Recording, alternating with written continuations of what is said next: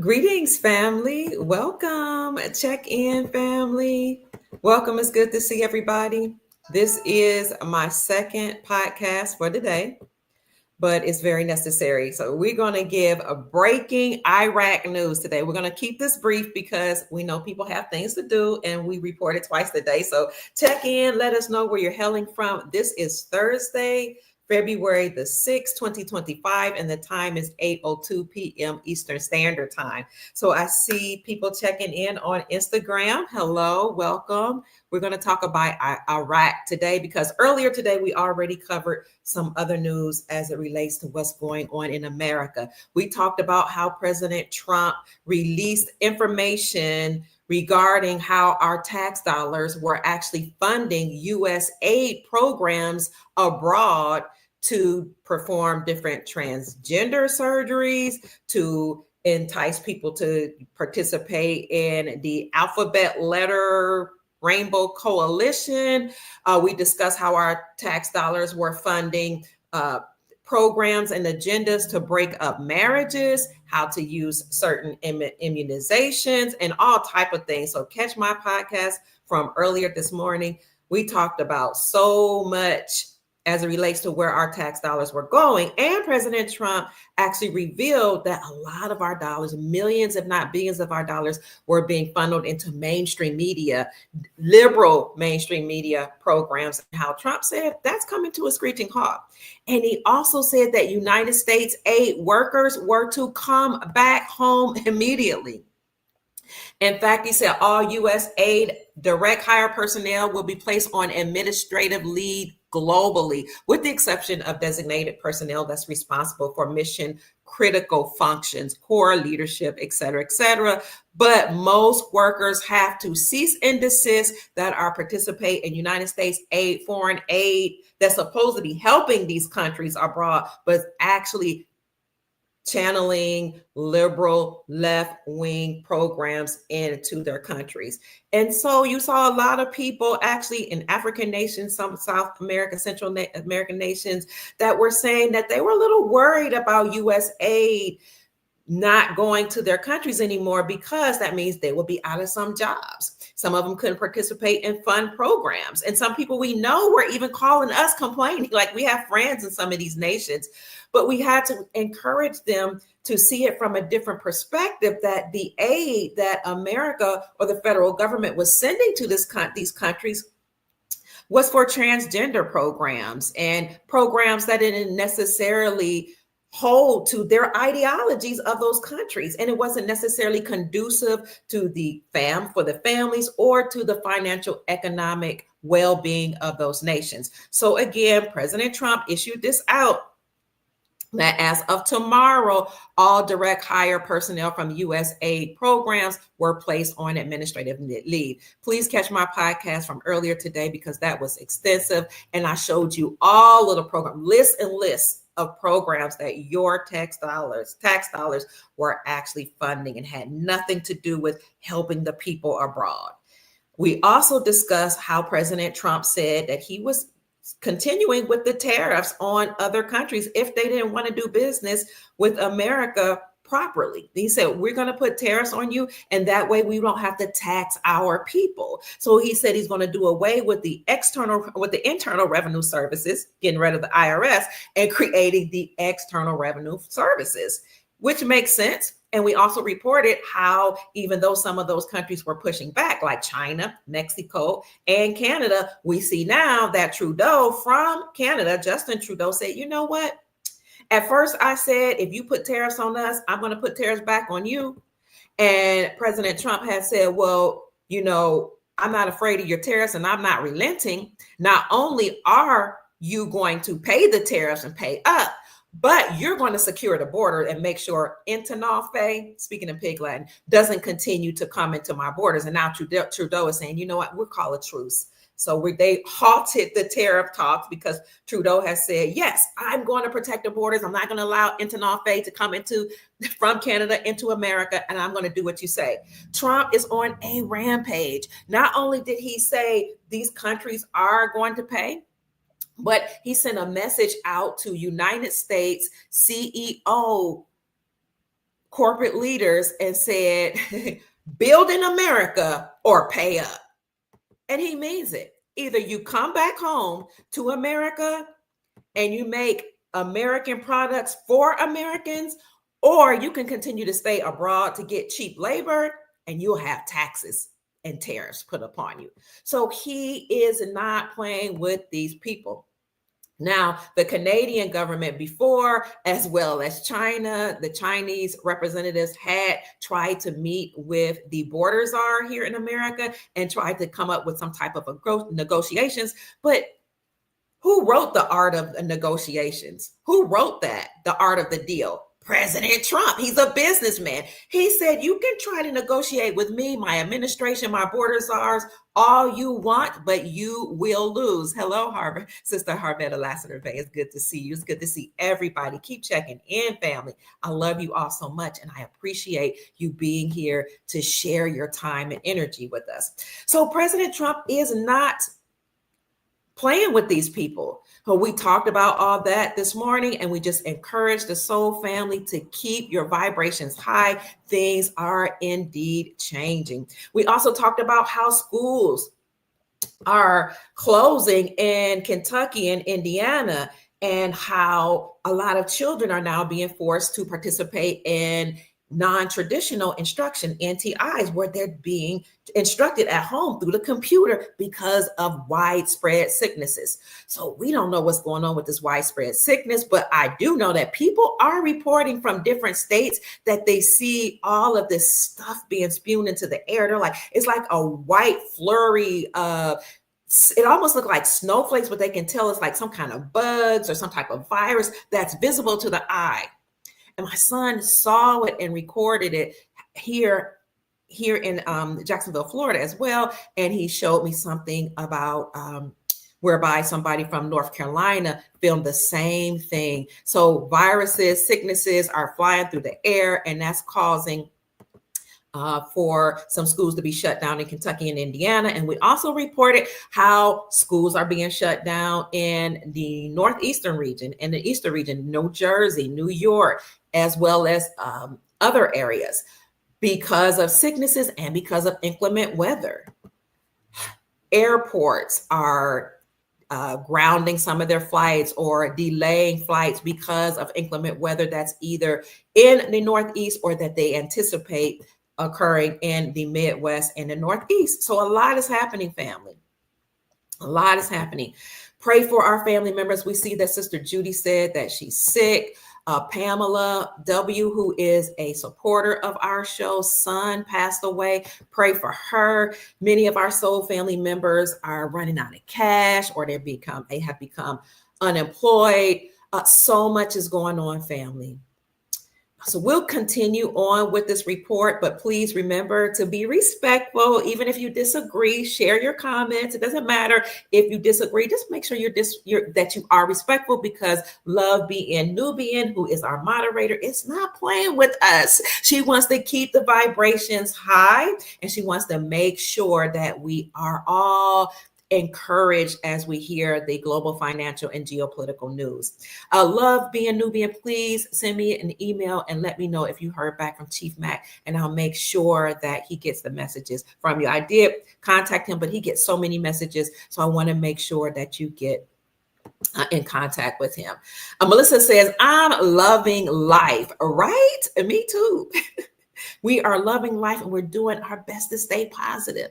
Now, President Trump is making sure that America stays as positive as they can. He just recently created the Sovereign Wealth Fund, which is a fund that's comprised of gold and assets like foreign reserves, current currencies, stocks, bonds, etc., and different assets, so that the government can use these funds for development, for the infrastructure, and to invest in certain things. So when you have a sovereign fund, it means that the government owns this fund and the government can use it instead of taxing the people for development, for infrastructure. And now some of these funds will be held in the banks. And now, of course, the banks are being monitored, and the banks now have to be transparent. So President Trump created this sovereign wealth fund to make America great again and to make America wealthy again. So stay encouraged, family. This has all the components of Nasara Jasara. I can see it. The National Economic Security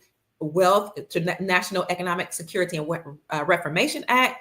Okay, here in America, and other nations have sovereign wealth funds, and they always have, especially your oil rich nations. So the ones that will continue to do so, and the new ones abroad that will have these sovereign wealth programs or funds, will be in compliance with the Global Economic Security and Reformation Fund. This is all good news. So again, nations won't tax their own people. We were being taxed not to rebuild the infrastructure, not to create better roads, but we were being taxed to send money abroad to force our fellow brothers and sisters from other nations to participate in left-wing ideologies, okay? And we don't want that to continue to happen. So you have to look at my report from earlier today to see where all of our tax dollars were going. And now President Trump is indeed shutting all of that down. He promised us he was going to totally obliterate the deep state, and that's what we see doing. So whereby some people are complaining abroad, you do have some people taking to their social media outlets from different countries saying, hey, we've known for a long time that the government in the United States was complicit in enslaving other countries. We know that many of the presidents in Africa, South America, Central America, Australia, all over the world, Canada, all over the world were receiving funds from America and therefore being controlled by America. Not the Republic for America, but the United States of America Incorporated, the fake faux government. Okay. So a lot of people are taking to their social media telling their people and their nationals in their countries, this is a good thing that the funding will stop in our countries. Because we have resources, we have gold, they have iron, they have oil, they have palladium, platinum, they have rare earth minerals abroad. They have all types of things like cobalt and things that we've been using here in America and other European nations for our cell phones, our computers, and just to make our life easier. So these oil-rich nations and gold-rich nations are saying, we don't need foreign aid anyway. We applaud President Donald Trump, even if the administration doesn't agree. So this is good news. All of this is causing people to wake up. On the other side of the fence, though, you have people here in America that are here unlawfully or illegally, whether they be illegal immigrants or migrants, that are protesting, taking to the streets. Greetings, my loves. Taking to the streets, that are saying that no human is illegal and no human is unlawful. And although we get that and we know that, you still have to go by certain rules and procedures in order to enter another person's home, another person's country. Just like there are rules put upon Americans if they want to enter a country and they don't just automatically get all of these benefits, billions of dollars worth of benefits, you can't do that here. So, okay, they're peacefully protesting, but it seems like they all got the same memo because they're all saying the same thing. No human is illegal. We support America. We're not going home while they're waving their national flags. So, I mean, that causes some of us to pause because it's like, if you're here waving your flag saying you're not going home, it looks to me like you're saying that your allegiance is to your country, and that's okay. Then go back home and help rebuild your country or get your affairs in order and come here lawfully. So that's one thing, to wave your flag arrogantly in the faces of the American people while you're on our turf. I mean, that's kind of like bursting through my door saying, hey, I'm in your house and I'm going to wave my own rules and my own allegiance and do whatever I want in your house, and you better not put me out.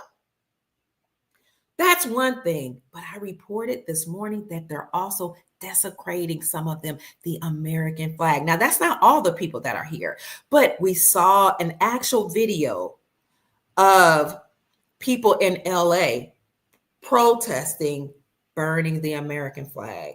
And I told you, it used to be unlawful or illegal to do that. But now, according to a Supreme Court ruling that occurred in 1989, I believe it was called something like Texas versus Johnson. Nevertheless, there was a 5-4 ruling that indeed you could desecrate the United States flag because it was your right to free speech. And when we reported this earlier, some people were like, well, Pruitt, the flag is in alignment with the United States Incorporated, and so they should be allowed to burn the flag. And to that, I say, I don't agree. Okay, because if in fact we're saying that is the flag right now, and we are still under the old regime, and we know President Donald Trump is the 47th president and the CEO of the United States Incorporated, and he is the commander in chief, and he's using their tools against them, which are executive orders, writing off executive orders, reversing everything that the communists and the socialists here in America, Biden and et al., all of them, he's using executive orders to undo everything they did to dismantle that system. And he will eventually let us know when it's completely done and we will turn over to the Republic. But right now, that is the flag of the United States. Okay. And it will be a different flag or a modified version of this flag. But I mean, it's just rude, even if it is a part of the corporation. The people from other countries don't have the right and the liberty, shouldn't take the liberty to say, well, you're a corporation, you're not a republic, so we're going to do whatever we want. Maybe they can try that in their own home, in their own countries, and see what happens. I mean, it's kind of like if you're a Christian and somebody comes in and they know you support the cross, okay? Somebody comes in your home and they say, hey, we don't believe in Christian ideology. That's outdated religion. So I'm going to stomp on this cross and burn it up in your house. If you're a Christian and you wear the cross or you support the cross, you're going to be like offended. Or if you're a Muslim and they burn your Quran, some people may not agree to it, to that religion, but how dare they come in your house and burn your Quran? You see where I'm getting at? People need to respect other people's rules in their house. And I agree, we need to run our own country, okay? So we saw them burning the flag, and we know that President Trump will take care of anybody that is not abiding by our laws, and he will make sure that you come here and be here lawfully and do business here lawfully, or you'll be deported. And he has indeed signed off on an executive order. That's one of the first things he did, to deport anybody that's not here lawfully. Is it Pamela Wide Eyes Clear whose son passed away, family? I know it was Pamela W. So please send prayers for her. Send prayers also for Diane Ghost. Love being Nubian, our moderator, is saying. Pray for the families here and abroad too, because a lot is going on. People are tired. People are passing away, family. And people sometimes don't understand why we have to be strict. Trump, again, yes, he is on fire, but he has to do what he has to do to take care of America. America first, family. All right. So we've got to do what we got to do. He's working night and day. He's burning both ends of the candle to ensure that America is taken care of. So what's going on abroad, though? I said I'm going to talk to you all. Somebody said, ice, baby. Do. Ice, baby. The vanilla, was it vanilla, ice, baby? So ICE is handling business. But what's going on here in America, family? I am so glad you asked. Somebody said they wanted me to know that Japan just accepted the challenge to move towards XRP. I'm glad to hear that. We'll talk about XRP just a little bit. In just a little bit, somebody says Ripple 21 shares, EFTs in the Swift Bank. A lot is going on. Okay, what happened to Lynn? I don't know. I haven't heard anything about Lynn. So you guys let me know. I guess you're talking about the podcaster, Lynn? I don't know. So here is breaking Iraqi news. I just wanted to give everybody a chance to come into the chat and let us know where you're hailing from. Hi, all. Yes, you want to respect this country, and we're going to make America great again. Trump said it's a year in jail if you burn the flag. All right. Right. Because what if we started burning other countries' flags? That's just flagrant disrespect. That's arrogant. That's arrogant. Absolutely. Yes, me too. I am so grateful for the changing of the guard. Hello, family. Yes, thank you, President Trump, Earth Alliance, Global Alliance, Galactic Federation, Grand Army of the Republic, everybody that's helping to free humanity. We are so grateful for you, even if it's the ancestors that have returned or extraterrestrial beings, beings that have come from other parts of the terrain that we may have never seen before. All right, so as it relates to Iraq's news, U.S. Representative Joe Wilson from South Carolina tweeted something today. He said President Trump issued a directive requiring the Treasury Department to immediately ensure that Iran no longer utilize or control the Iraqi financial system. This is great news, okay? No longer is Iran to control the Iraqi financial system. And now Iraq will have full control of their own system. How does that sound to you guys? Now Iraq can be free. Iraq can operate in their sovereignty. And I was paying attention to some people's follow-up tweets to this, like Majid, he's actually from the Middle East. He said, Iraq is free and Iran is out. RV incoming. So people have asked, does this mean that the Iraqi dinar is revaluing? Will it be reinstated very soon? We shall see. So let's look at what Representative Joe Wilson had to say.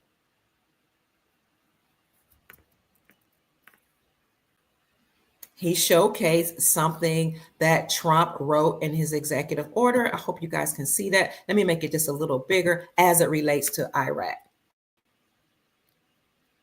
The United States Treasury Department must take immediate steps in coordination with the Secretary. We must take immediate steps in coordination with the Secretary of the Treasury and other relevant agencies to ensure that the Iraqi financial system is not utilized by Iran for sanction evasion or circumvention, and that the Gulf countries are not used as sanction evasion transshipment points. So now Iraq has full control of their own financial system, and the United States Treasury Department is monitoring that and ensuring that that happens. This is great news, family. As Majid said, Iraq is finally free. Let us know what you think about that. Joe Wilson, United States representative, who tweeted this, said, I told you Trump would fix this. And he is. So what he actually said, he tweeted that part of the executive order from President Donald Trump. And he also said here, I'm grateful for President Trump that he issued a directive requiring the Treasury Department to immediately ensure the Iraqi financial system is no longer utilized by the Iranian regime. Now, Iran has been controlling Iraq for some time, and it looks like the Iraqi government might have even been complicit in their own control by Iran. I'll show you why I think that. Some governments and presidents unfortunately sell out their own people and their own nation. We see it. We saw it happening here in America. We saw presidents sell us out to the Ukrainian mafia, to the Chinese Communist Party. I mean, luckily, a couple of years ago, 400 million people defected from the Chinese Communist Party. And luckily, on February the 8th, 2020, we saw Secretary Pompeo call all the governors on a carpet at the governors conference, and he said, look, I see all of you governors that have been complicit with the Chinese Communist Party. He said, I have a report card. I showed you all the video too of how complicit you governors have been with the Chinese Communist Party, and they have graded you all from A to F to see how complicit you've been. So I'm going to tell you that I know that you've allowed the Chinese Communist Party to come to America and infiltrate every segment of our society. You've allowed them to infiltrate science, politics, higher education, research, education at the school level, at the tertiary school level with our children. You've allowed the Chinese Communist Party to infiltrate the banking system, to buy up land here. That's why Evergrande, the largest real estate company owned by China, owns so much land in America because they were allowed to. And Governor Pompeo said, look, I was a former CIA director. I know I'm the secretary now, but I know what's been going on. And I'm telling you to cease and desist, because we are going to take extreme measures against all of you governors. I know all 50 of you, if not all of you, most of you have been complicit in the Chinese Communist Party. And he said that February 8th, 2020, right before there was a widespread announcement of the pandemic. Because remember, we got that official announcement March 13th, 2020, and the whole world shut down.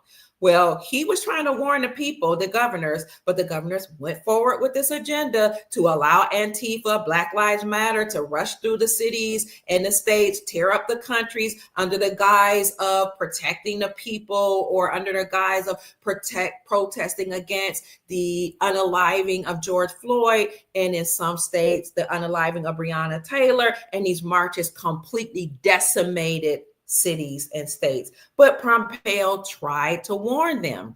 Here we are today, 2025, and Trump he's also calling governors and mayors at the forefront and on the carpet because he sees what they're doing. And so you're going to see a lot of governors, mayors, city officials have to step down. And this has to happen in order for Nasara to come in. So for the people that saying, why haven't we exchanged our currencies yet? Why haven't we become wealthy yet? Why haven't, everybody seen humanitarian aid rush through their countries? It's because this is a controlled demolition of the deep state, and it takes time. But if you would just bear with this administration, family, you will see that Trump is not playing with these people. He is on fire. He is issuing out executive order after executive order, day and night. He was even shown on mainstream media doing that today. This is only what?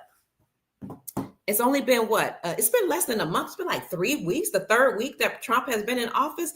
Already, he's shutting down the borders, deporting people, putting tariffs on other countries, exposing how U.S. aid was spent on mainstream media and sent to the other countries, exposing a lot of things that the deep state is doing. As I said, deporting people and creating the sovereign wealth fund. I mean, the man is on fire. So just family, stay encouraged. So let's get on back to what's happening with Iraq. Prayerfully, now that Iraq is free, seemingly at least from Iran, the Iraqi dinar will be reinstated soon. I showed how there were some people from other countries that were on board with what's happening with the Treasury Department now making sure that Iran no longer controls Iraq. As a matter of fact, there was this one gentleman who is the assistant professor of the Department of Mathematics and Finances at King Fahd University of Petroleum and Minerals in Saudi Arabia that tweeted, I support, the Saudi Arabians support what Donald Trump is doing in ensuring that Iran no longer controls Iraq. Very, very interesting.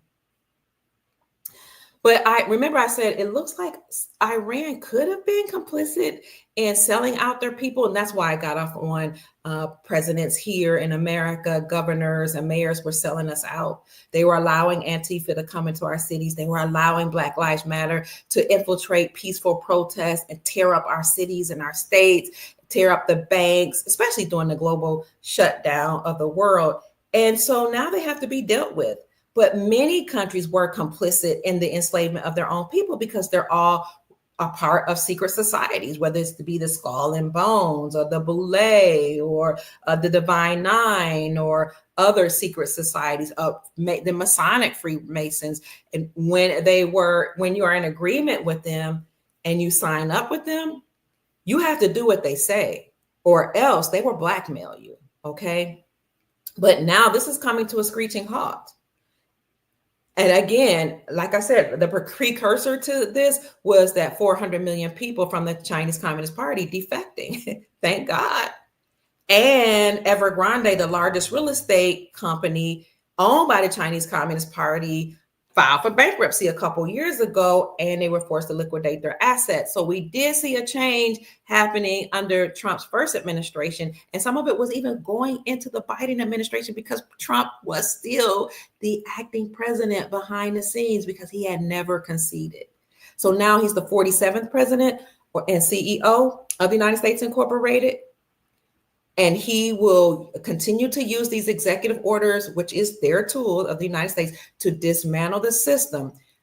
When it's all said and done, when that final document is signed, he will make an announcement that the republic has been restored and then turn everything back over to the republic. We're not there yet, but we're awfully close. He is not only doing things to make America great, but he is making other nations great again. So back to Iran and Iraq. Iran and Iran-backed countries are now pushing back on their demand for United States troops to withdraw from Iraq, okay? Because President Trump is not playing with Iran. He's not playing with these nations. I'll bring that article up for you guys to see in 1 minute, but I don't know if you remember, I had reported on this January the 10th, sometime in January, that Iran had demanded for American troops to leave Iraq. And I said, that's peculiar for Iran to have anything to say about what America does and American troops do and how they're, in Iraq. Like, how dare them to say that? So I showed you the article and I'm going to bring it up for you to see it here. And I will also put these articles in the description section for you to see. Here it says Iran's Supreme Leader Khamenei calls for expulsion of the United States forces during Iraq's prime minister's visit. I said, then in January, it's like, that's peculiar. How can someone from another country, Iran, tell American troops to leave Iraq unless Iran is controlling Iraq? This was just last month. In a high-stakes meeting in Tehran, Iran's Supreme Leader, Ayatollah Ali Khamenei, called for the removal of United States forces from Iraq, and they described their presence as illegitimate. Our presence, American troops' presence, as illegitimate and as a threat to Iraqi sovereignty. Interesting. Ali Khamenei's comments were made during talks with Iraqi Prime Minister Mohammed Shia al-Sudani on that Wednesday in January of 2025, and it sparked fresh concerns over escalating tensions in the region. So I'm bringing that up about how Iran has said American troops need to leave Iraq because now they've pushed back. They've changed their mind all of a sudden. But during that time when Iran was calling for American troops to leave Iraq, the articles highlighted that there were diverging perspectives on Americans and American troops being there in Iraq. Let's see, what were those diverging perspectives? From Iran's point of view, they viewed American troops on Iraqi soil as occupiers. That was from Iran's perspective. On the other hand, the Iraqi government viewed America's role in their troops there in Iraq as advisory, advising Iraq how to move forward with their government, how to move forward with their economic system, how to move forward with their currency. Because when al-Sudani came to power in Iraq on October of 2022, he actually did a press conference and he said, we had endemic corruption in Iraq. He said the Iraqi government before me didn't care about the people, but we tend not to do that on my watch. Now, whether he was telling the truth or not, I don't know. He said, in fact, I am fighting to 1, end endemic corruption in Iraq, 2, work with the Central Bank of Iraq to revalue the Iraqi dinar against the United States dollar, and thirdly, I'm working with other countries to return my stolen money. That was in October when he came to power. Then he did the press conference in November. After that was in 2022. You saw him making changes in his country. Then last year, you saw him coming to America. Before he came, his Treasury Department came and met with the United States Treasury Department to discuss payment platforms here. And then he came, al-Sudani, the president and prime minister of Iraq, came to meet in Washington to discuss relationships being built and reestablished between Iraq and America. And they also discussed the revaluing of the Iraqi dinar. He also discussed how he wanted America to continue to be an ally with Iraq and how they will have trade agreements with America and other exporting nations. You also saw al-Sudani make a trip to Detroit because there's a large Iraqi population in Detroit.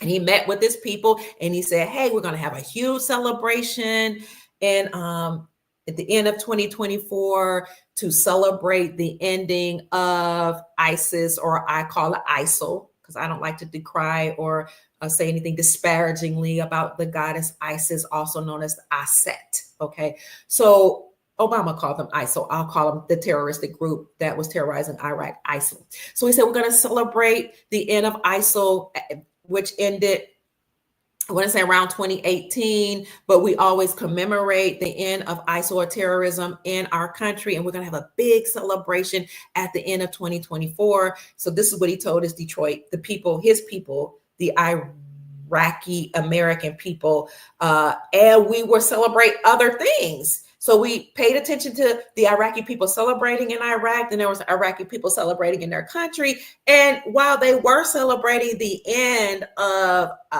ISIL and that regime, the terroristic regime, something they have commemorated for many years, some people were saying that there were some rumors that they were revaluing the dinar in country. Whether that's true or not, at the time those celebrations were going on, we do not know because we don't have the sources to support those claims. However, we did see al-Sudani come here to America to talk to his people, to talk to Washington, D.C., and he made visits to Texas. From there, he spoke to American billionaires and American entrepreneurs and said, I need for you all to invest in my country, in Iraq, because we have lots of resources to exploit and we have lots of things for you to invest in so that it will help you as investors, but also help the Iraqi people and the country. So he wasn't the only one that did that. The Vietnamese president did the same thing, asked American entrepreneurs to invest in Vietnam, and Venezuela did the same thing, ask American entrepreneurs to invest in Venezuela. So if you have Iraqi dinar, Vietnamese dong, or Venezuelan currencies, the bolivar, please know that their presidents have asked American billionaires and American entrepreneurs to invest in their country. And they've all met in Washington to ensure that payment platforms are in place, that we're allies with them, and that things are in place for a revaluation and reinstatement of their currencies. So we talked about how Iran had demanded Iraq to withdraw from, Iran had demanded for American troops to withdraw from Iraq. But President Trump said that wasn't happening. And he said that a long time ago.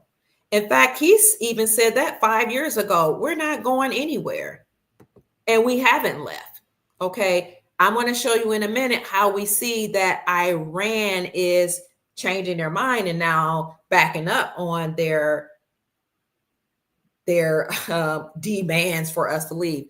But just in case you haven't seen this, we don't have to show this again, but I want to bring to your remembrance that when President Trump was speaking on what's going on with Soleimani, he spoke about South Korea. Was it South Korea? Yes, South Korea, how we were supporting South Korea and we were backing them there.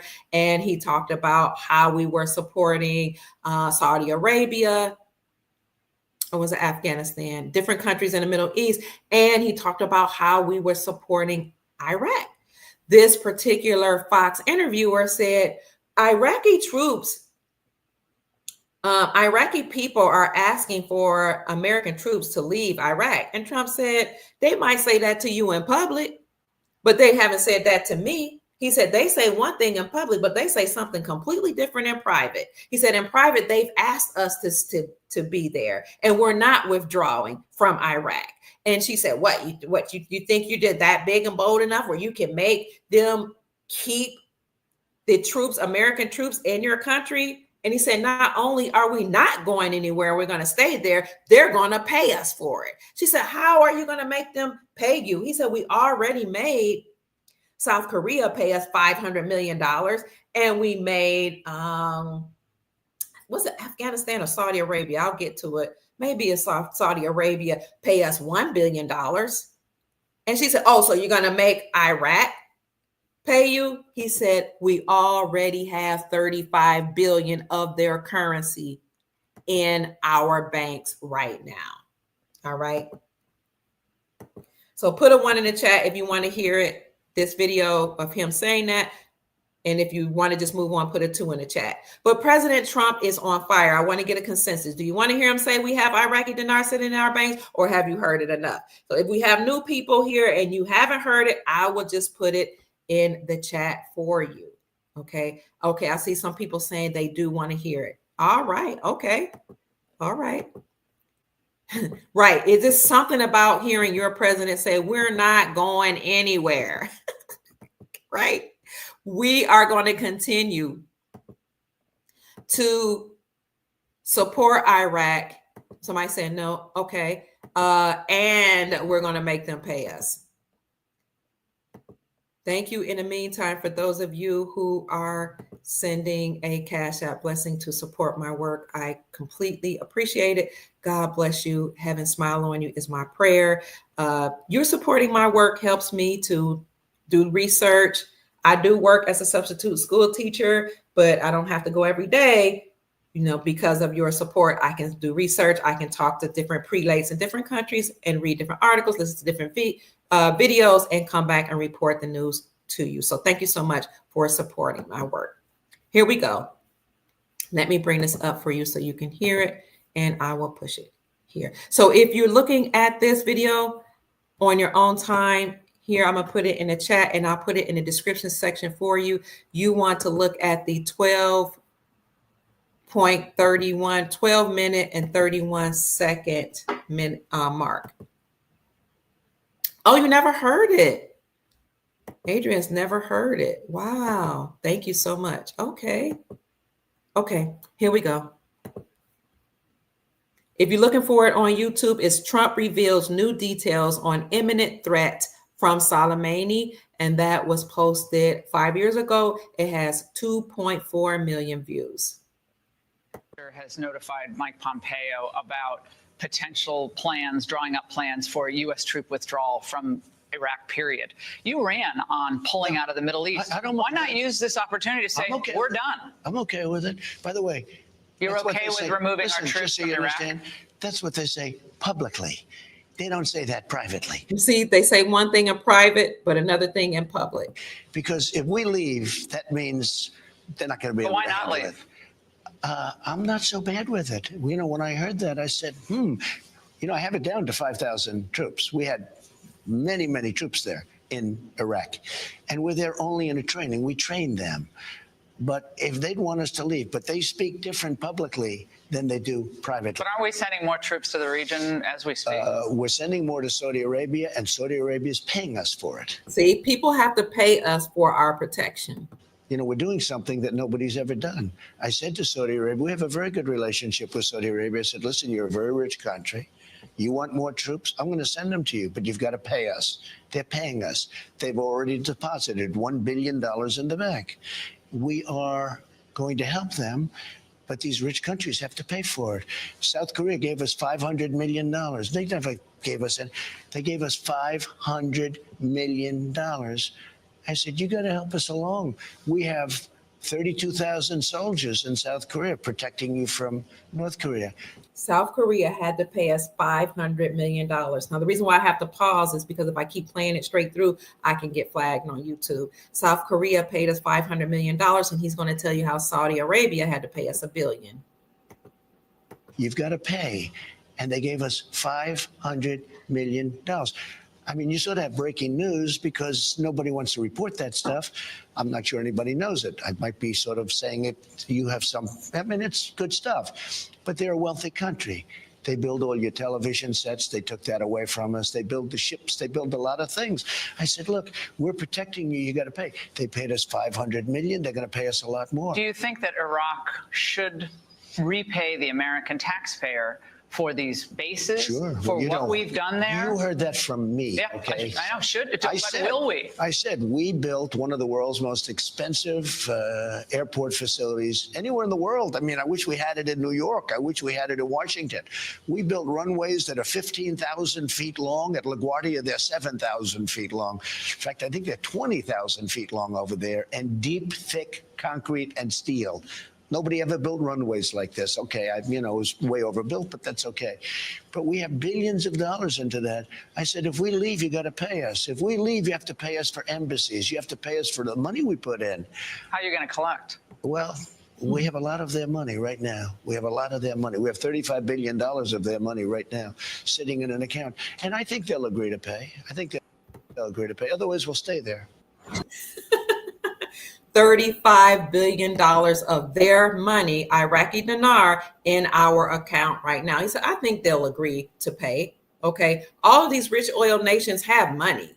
If they want our support, they have to pay up. So for people that are saying, that we need to withdraw, they asked for us to be there, according to President Trump, in private. And I showed you the article that talked about how Iraq saw our being there as being advisory, whereas Iran saw it as being oppositional. Keep checking in, family. Let us know what you think about this. So let me show you exactly. Let's see that, because what I showed you was the article where Iran was demanding troops to leave, but I'm going to show you the exact words where Iraq said we were there, us being there was advisory, because I think I just told you that and I didn't show you that in the article word for word. However, all of this will be in the description section. Yes, Melissa said, I love that man. Oh, he is taking care of business. Right. All of this news is great. What Melissa say? We're losing our kids' dads, uncles, aunts, and cousin. Oh my God. Oh my God, I'm so sorry. Let's pray for our family, our soul family. People are going through so much. So Iraq saw our participation there, our troops being there, as advisory. And so here you go. It says diverging perspectives.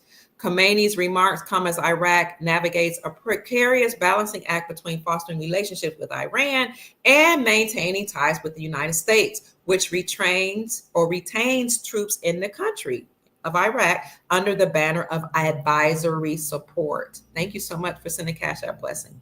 Iran views the Americans as occupiers, while the Iraqi government officially declares that Americans' presence is advisory, or they're playing an advisory role. Iraqi political and security analyst Ghani Ghadban said to the New Arab publication, there is a planned withdrawal of United States forces from Iraq, with all parties committed to a schedule. However, Iran continued to push for immediate and complete removal. That was in January. This article was actually published January the 10th, 2025. But it seems like Iran has had a change of heart.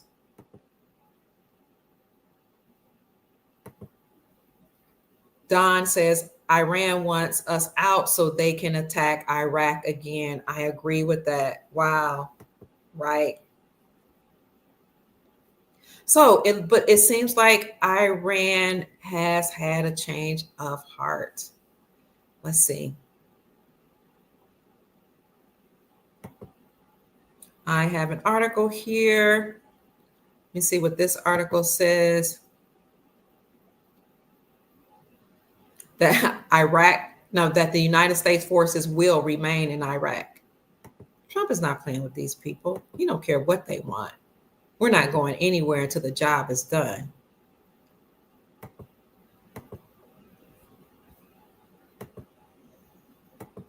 me see if I can find that article. U.S. forces will remain in Iraq. Here we go.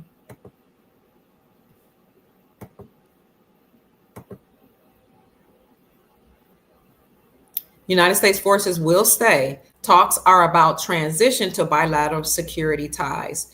This big international coalition, according to this article, with all the flags that will end, but the presence of and the partnership with international military forces will continue.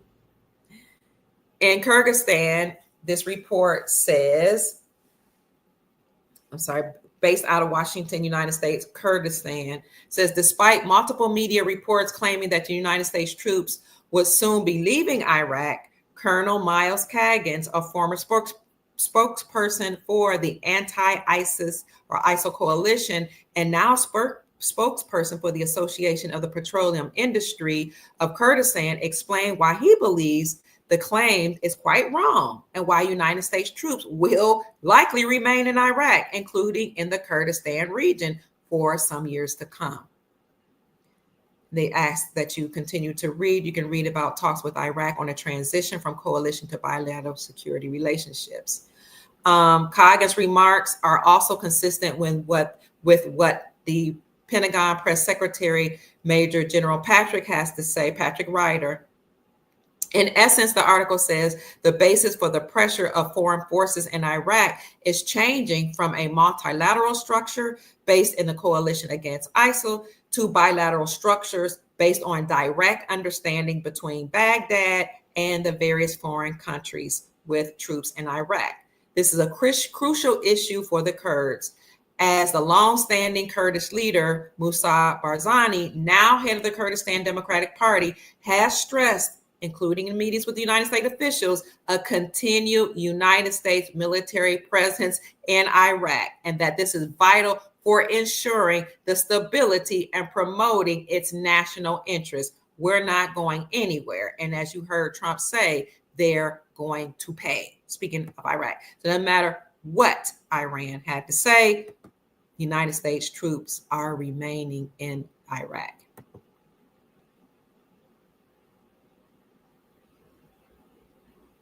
I wanted to show you how Iran has changed their mind. Here it is. This article says Iran-backed parties in Iraq are reversing their push for United States troops withdrawal. Okay. Iran has lost control of Iraq.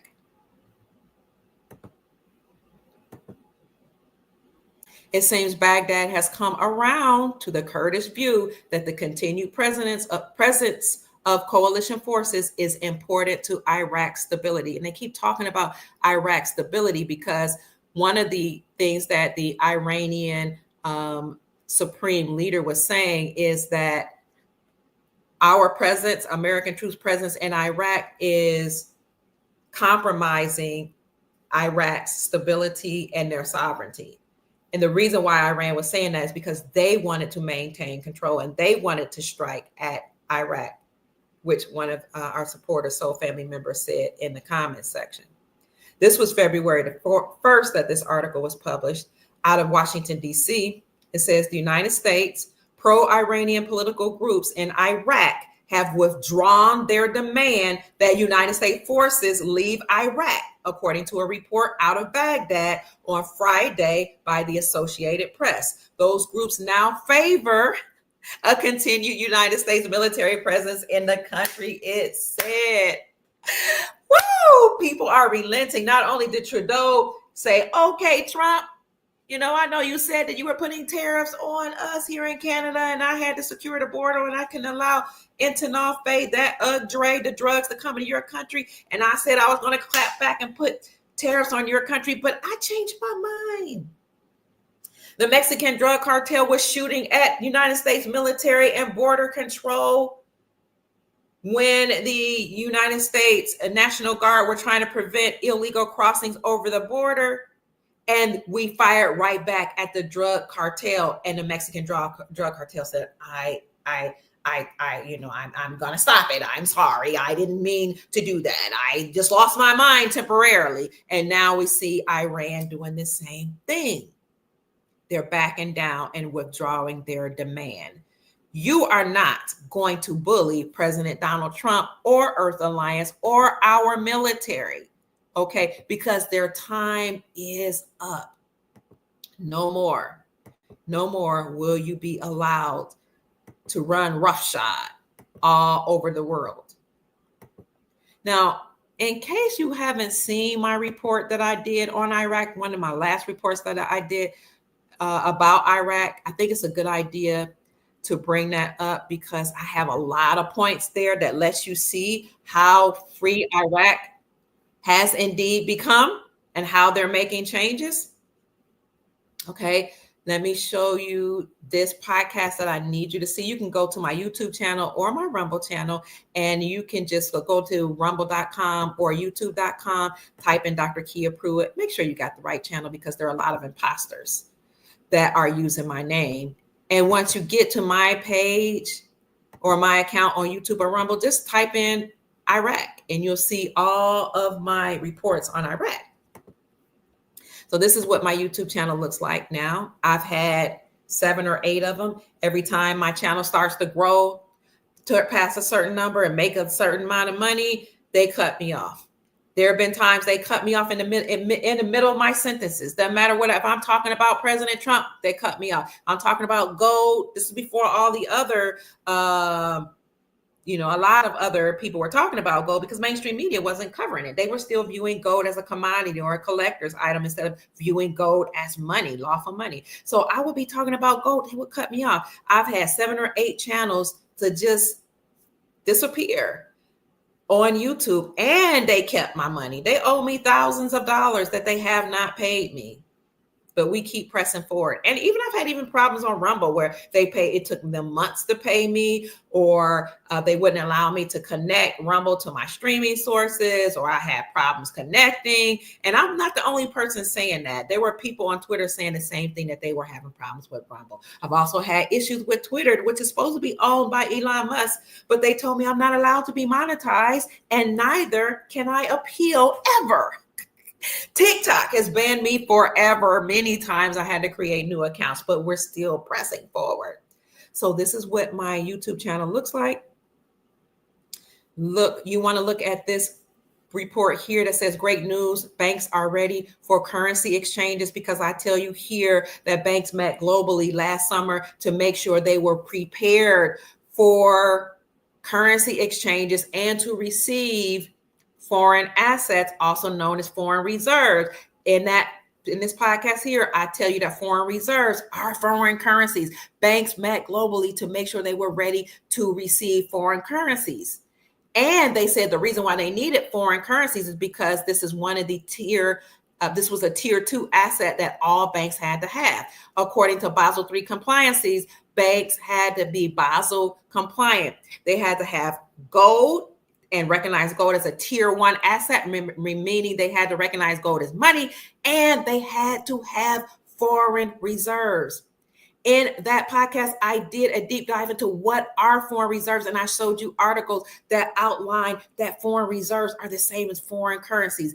The podcast shows that the reason why banks had to be Basel compliant is because they needed these 2 tiers of assets to ensure the health of the banks, which will be changed to wealth management centers, and to ensure that banks will not go bankrupt. That was an excellent podcast. Please catch that. Okay. Notice that they said foreign reserves. Foreign reserves is also what Trump said he has made sure that is put in the sovereign wealth fund. Gold, foreign reserves, stocks, bonds, and other assets. So pay attention to this podcast. It's very, very good. That is on the video section. So you see Dr. Kia Pruitt at Dr. Kia Pruitt Official, at Dr. Kia Pruitt Official. Right now I have 9,072 subscribers, but about 300,000 people have viewed my channel within the last 28 days. So please like the video, subscribe to the channel, and send the channel to your friends and family members. So that's the video section. I have other videos here that you really need to pay attention to.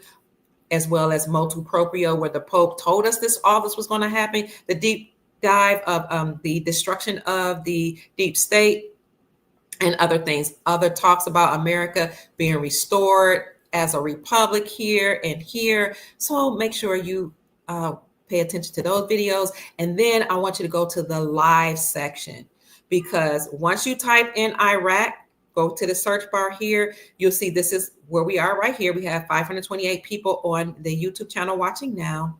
And then there should be here, this podcast about Iraq. And then there's one here. But this one, Explosive Iraq News, is very good. I'm going to click on that, because in that that podcast, make sure you go to the description section. I'll show you articles that actually support my claim that Iraq is free and they're moving in the right direction towards revaluing the dinar and reinstating the dinar to its pre-war value. Now, the pre-war value was a little over $3, okay? But when you account for inflation, that actually equates to $16 to about $36 in terms of the exchange rate. And some people say it will be even higher, because you have to take into consideration the gold standard, how all countries have repatriated their gold back from the Vatican to them, and how they're all now using gold, palladium, platinum, rare earth minerals, and all the resources, oil, to back their currency. So the rate could be even higher than $3 or $16 to $36, okay? In this report, I showed you how Iran's leader was calling for the expulsion of American troops. Let me make sure you can see that. I'll make it bigger for you. I showed you Trump's video as well that we just showed you just now. I don't think I can make that bigger. Let's see. I talked about how al-Sudani, Iraqi leader, visits not only the United States, but they also visit the UK, and they visited the UK to establish agreements and also to ask their entrepreneurs to invest in Iraq. And they also met with the UK to talk about payment platforms. Let's see what else. Here, I say that Iraq faces economic collapse if they don't implement economic reforms, and they're doing just that. They say if they don't implement economic reforms and reinstate their currency now, the country will face economic collapse. So in that deep dive, I show you how not only could they face economic collapse, but they said we're implementing reforms right now, okay, and revaluing our currency. We showed you how Saudi Arabia and Iraq signed agreements linking their power grids together. We showed you how Iraq is on the verge of economic security, stability, and prosperity, as well as some other things. So Iraq is on the move. Thank you for 1,000 people being in the chat.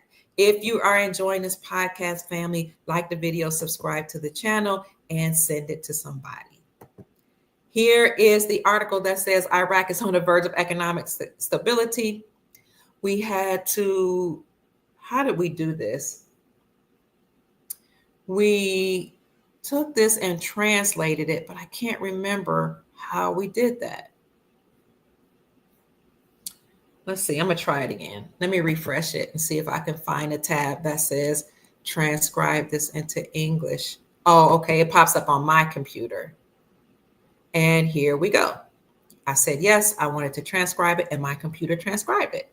Thank you, AI. I know a lot of people are afraid of AI and saying, oh no, President Trump is investing billions of dollars in AI. But I think people just don't understand and understand that the traffic light is AI. You have computers running all type of systems when you check out at Walmart. A lot of people don't even go through the lines where you have people, you know, that will check you out. We'd rather, many of us, for convenience sake, would rather go to the self-checkout.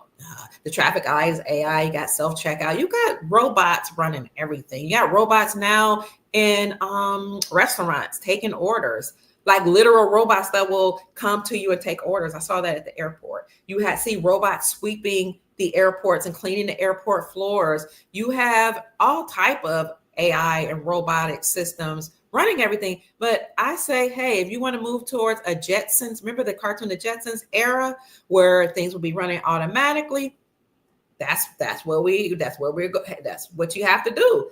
And it doesn't concern people that know that we are moving to a very wealthy era where everybody will be wealthy in America and abroad through Nasara Jasara, through people investing in depreciated assets, people investing in foreign currencies, people receiving money back from their trust that was created and attached to their birth certificate bond, people now turning in their driver's license, marriage licenses, and all type of licenses that were actually securitized and accruing money.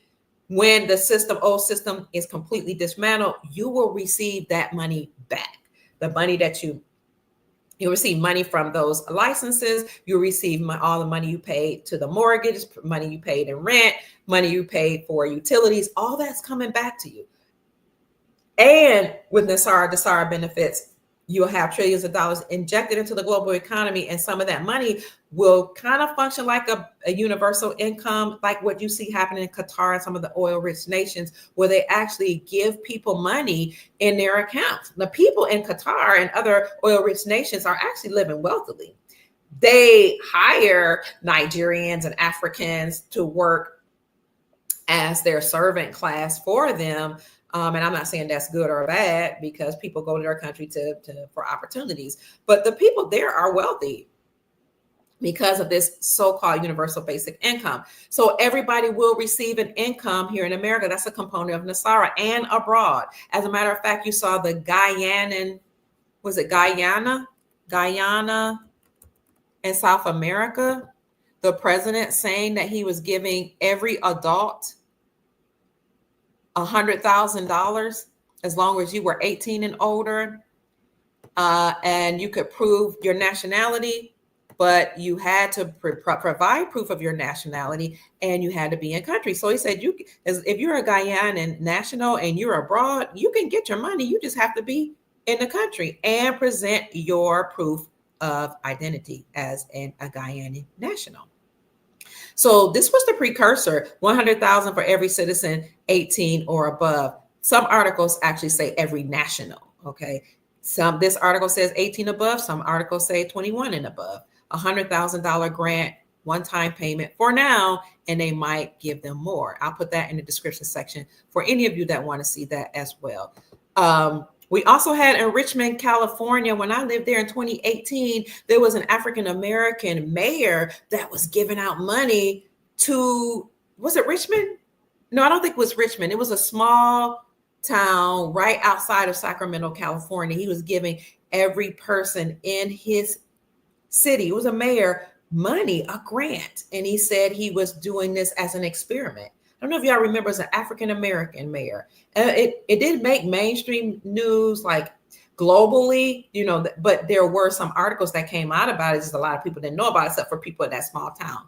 Was it Eureka? I can't remember what city that was, but I did report on it. So you see that this is being implemented on a small scale, and it will happen on a large scale as well. Let me see where I was going with this. Oh, let's talk about Iraq again. Here, I was looking at this article that we had transcribed, or we had translated into English using AI. Oh my gosh, it did it again. So let me refresh and see if my computer will allow me to translate it. Yep. Al-Mashhadani. Iraq enjoys stability, is on the verge of economic prosperity, and has returned to its influential role in the region. Okay, I'll leave that in the description section for you to read at your leisure. I just wanted to show you that because I don't want to keep, your time. But Al-Mashhadani said in a televised interview on the channel there in Iraq that there are important laws that need to be voted on, most of which are not controversial, including personal status and general amnesty. He added that the Zionist entity that was in Iraq was leading Gaza into a war of extermination. Oh, okay.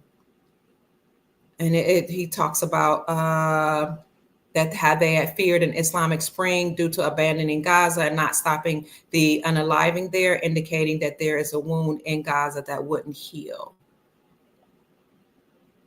He pointed out the coordination between the countries of the region, how it was required regarding Syria to prevent chaos, stressing the need for communications with the new Syrian leader through the government. But the article dives deep into how Iraq is now enjoying stability and they're on the verge of economic prosperity.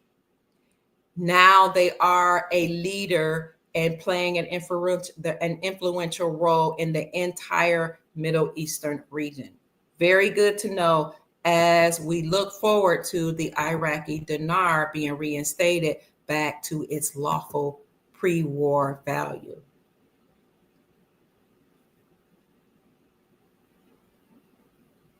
So it does appear that Iraq is now free and they're enjoying economic stability. Somebody asked me if Iraq will use XRP, and there are some reports that say they will. I haven't seen any official reports, although I'm hearing that, like in the underground journalistic circles. But as it relates to XRP, somebody in the comment section asked me, do banks have to be XRP compliant? To that, I say, yes, they do. So what I did was I actually Googled it. Do banks have to be compliant with XRP? Somebody says, we are on the verge. We are on a large scale. So here we go. Will banks have to be compliant with XRP? Good question. Somebody that asked that in the comment section. We know that a couple things about banks here in America. We know that we're going to get back to banks in Iraq as well. But here in America, we know that the Supreme Court of the United States decided that this summer that state-sponsored banks could now operate independently from the central banking system of the Federal Reserve. They can have their own charter, they can have their own rules, and operate completely independent of the Federal Reserve central banking system and issue out their own gold-backed currencies. Okay, so that's really good. State-sponsored banks, now that they can issue out gold-backed currencies, because we know that's good because the Federal Reserve central banking system had classified gold as a commodity. But banks, remember, have to recognize gold as a tier 1 asset, meaning that banks have to recognize gold as money in compliance with the Constitution for our republic. Can you see that the republic is being returned and restored back to the people here in America and abroad? So let's look. I Googled, do banks must be compliant for XRP? And I asked, do banks have to be compliant? AI says, yes, banks must comply with regulations to use XRP, a cryptocurrency. When they say cryptocurrency, that just means a digital asset created by Ripple. Compliance with these regulations can be costly and time-consuming. Why banks must comply with regulations? Because of the regulatory landscape. The regulatory landscape for digital assets or cryptocurrencies varies by countries. Okay, then they talk about compliancy rules and how startups that integrate blockchain technology must comply with KYC and AML requirements. And I saw an article that said that Iraq was using blockchain technology. I'll see if I can find that and put it in the description section.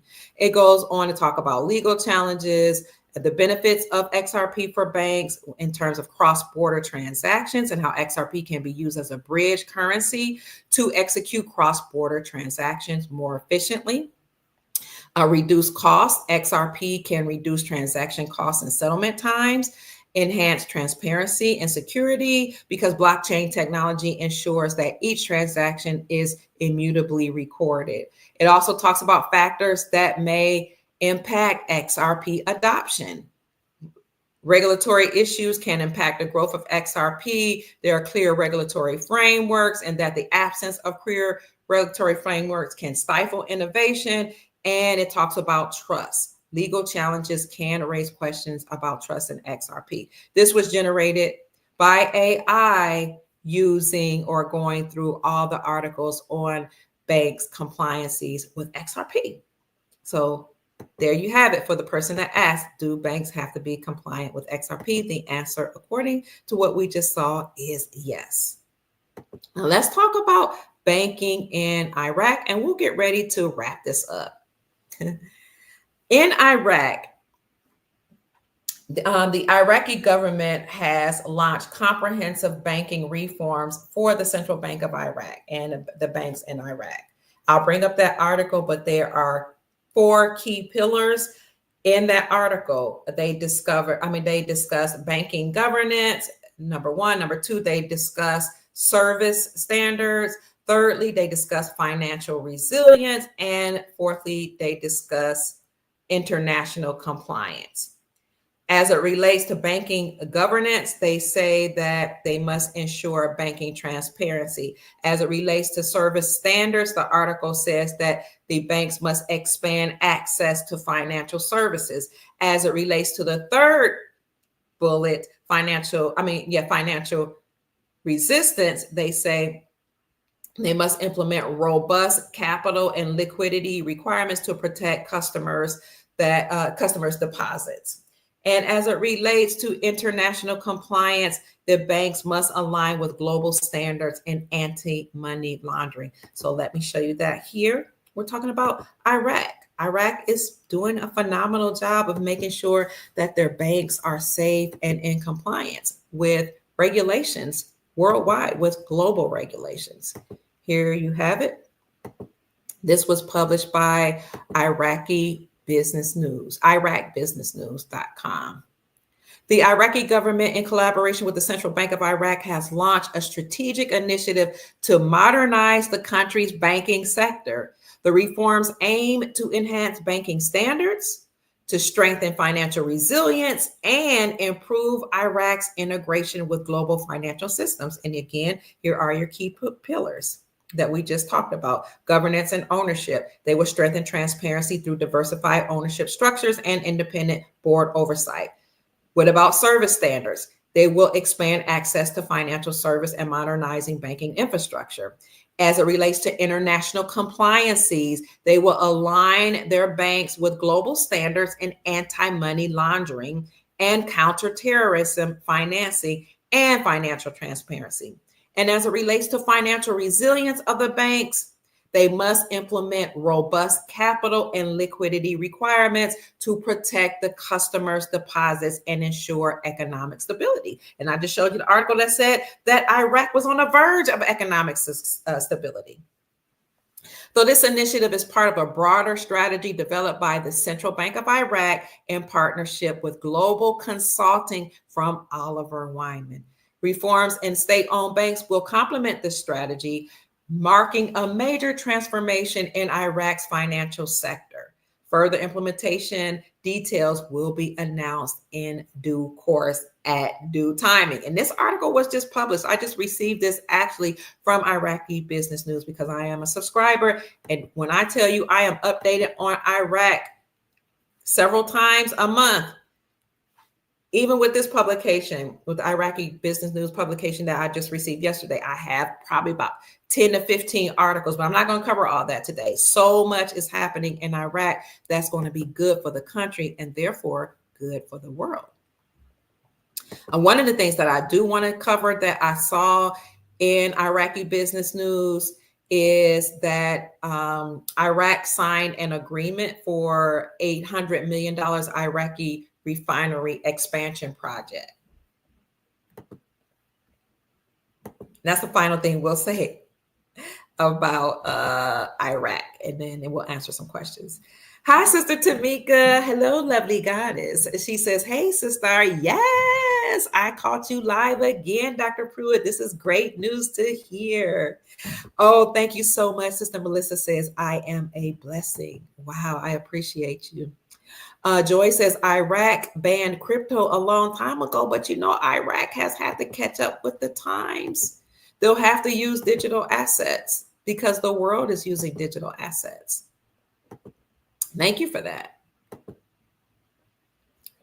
Let's see what this last article says about Iraq. We've been on for 1 hour, 19 minutes. I don't want to keep you on too much longer. Thank you for sending the Cash App blessing, family. I appreciate you so much for supporting my work. Prime Minister Mohammed al-Sudani has overseen the signing of an $800 million contract for the expansion of al-Dawani refinery, adding a 70,000 barrel per day atmospheric distillation unit to raise total capacity to 90,000 BPDs. The project includes hydrocracking, gasoline upgrading, isomerization, and environmental compliance measures. When you have these sorts of projects in your own country, you don't have to depend on anybody else. No one else's oil, no one else's products, no one else's resources. You can take care of your own nation, your own country, your own people, and grow your own gross domestic product or your GDP. The initiative aims to modernize Iraq's refining sector, improve product quality, and support industrial needs. It will also facilitate the Al Shanafaya power plant, secure petroleum production, and generate employment for the Iraqi people. Good news to all of our Iraqi friends and family members. Work is set to begin within days with funding secure. So the tenets of this article are production enhancements. It'll talk about that. The article also talks about energy and utilities, as well as storage and logistics. And I will gladly leave that in the description section for you. So it has been my great pleasure to bring this great news that Iraq is free and they're on the verge of economic stability and prosperity. We also reported how Iran is now standing down and they're no longer demanding for United States troops to leave or withdraw from Iraq because we weren't doing it anyway. And as a matter of fact, now Iraq cannot control their financial system, and Iran can no longer control the financial system. And Iraq, per President Trump's executive order, and the Treasury Department here in America is overseeing all of that. We also showed you how President Trump said we're not withdrawing from Iraq until the job is done. We have, he said, created infrastructure there. We've built up their airports that rival anything. I mean, it's better than anything that we have here in America. He said, I wish we had what we did there in Iraq, here in America, here in DC, here in New York, but we don't. We've supported Iraq, he said. We've protected Iraq, and they're going to pay us. When the Fox News reporter asked, how are you going to make them pay? He said, we're going to make Iraq pay us because they're rich. They're an oil-rich nation, just like we made Saudi Arabia pay us $1 billion. We have $1 billion of their dollars. Just like we made South Korea pay us when we protected them against North Korea, and we made them pay us $500 million. So in alignment with all of that, Iraq has to pay us.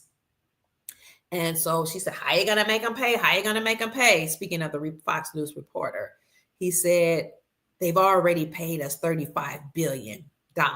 And we have $35 billion of their dollars sitting in our banks right now. So that was a comprehensive report of what's going on in Iraq. And we also just did a wrap up of our earlier podcast about what's going on in America with the tariffs, how people are saying uncle and agreeing to President Donald Trump, the Don, how he is the greatest negotiator in the world. Remember, he wrote the book, The Art of the Deal. We talked about how President Trump exposed where all of our tax dollars were going with the United States aid, U.S. aid, okay, and how President Trump has directed all U.S. aid direct hire personnel to be put on administrative leave globally. I reported that, but I didn't show you that. So let me show you this straight from the United States Aid website, unitedstatesaid.gov. On February 7th, 2025, all U.S. aid direct hire personnel will be placed on administrative leave globally, with the exception of designated personnel responsible for mission critical functions, core leadership, and specially designed programs. Essential personnel expected to continue working will be informed by agency leadership by today, Thursday, February the 6th. So not only did he say that they're on administrative leave, but he also called for U.S. aid workers to come back home. Okay, all this money that was going out to all these different countries has to stop because we're taking care of America first and we're making America great again. We also discussed, how some of the immigrants that are here, they're not here lawfully, are marching, taking to the streets, doing some peaceful protests, but some people have been caught on camera desecrating the United States flag, and how we're sure President Trump is going to put a stop to all of that. So family, my encouragement for you all is to keep your vibrations high, stay encouraged, and know, not think, not believe, but as much as you can muster up the faith, you have to know that the military, the Earth Alliance, President Trump, and anybody helping like the Nasara White Knights and the White Hats of the military are working to liberate not only us here in America, but people abroad. Somebody asked, what about Zimbabwe? Not long ago, I reported that Zimbabwe actually joined BRICS. So if Zimbabwe joined BRICS, then you know that Zimbabwe is in compliance and in agreement with leaving United States dollar and using gold for trade. We also know that Zimbabwe minted coins, gold coins, and they created gold-backed currency that they call the Zim gold. So that's what we know about Zimbabwe right now. I don't know any other news about Zimbabwe. Will their currency revalue? Of course.